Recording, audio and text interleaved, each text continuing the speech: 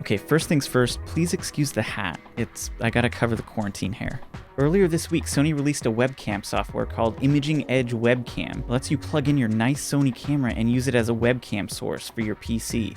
Right now it's only on Windows, there's no Mac version available, but I got a chance to try it, install it on my Windows 10 machine, and it works great.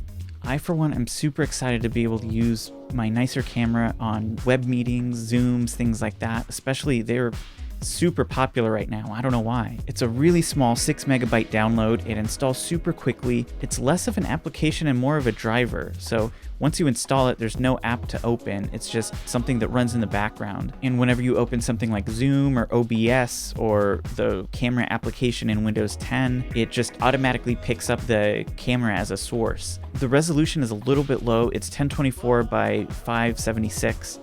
And while that's lower than like the 720p webcams that, are included on laptops and things like that, it looks way better. So the resolution doesn't tell the full story. In terms of frame rate, it's a little bit choppier than you'd expect, but it still works fine. I think the increase in quality that you'll get over a regular webcam is totally worth it. I think your friends, your coworkers, everyone you're in a meeting with is going to be so impressed. You're going to get at least one comment like, oh wow, you upgraded your webcam, huh? How do I get that?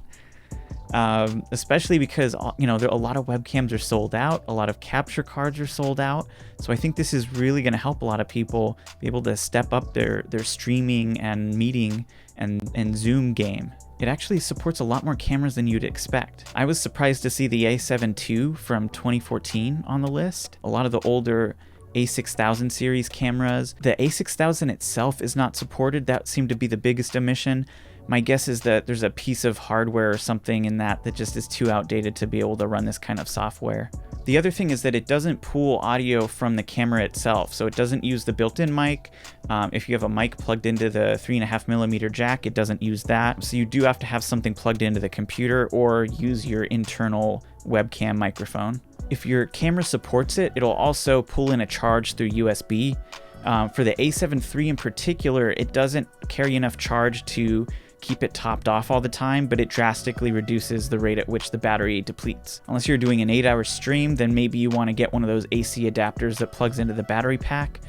But for most people, quick 1-hour meetings, I think it's going to be more than enough. So all in all, it works great, it looks great, it's super easy to use, it doesn't get in the way, it seems to be compatible with everything. The one downside is there's not a Mac version yet, and I think once we get that Mac version, hopefully that'll work with FaceTime. I think that would be great, that would be awesome. Whenever I do my weekly movie nights with my friends, it's all through FaceTime, so if I could upgrade that, I would be very happy. Other than that, this works great. You have nothing to lose, it's a small download, and let me know how it works for you, and I'd love to hear your experience, especially if you're using a different camera that I wasn't able to test.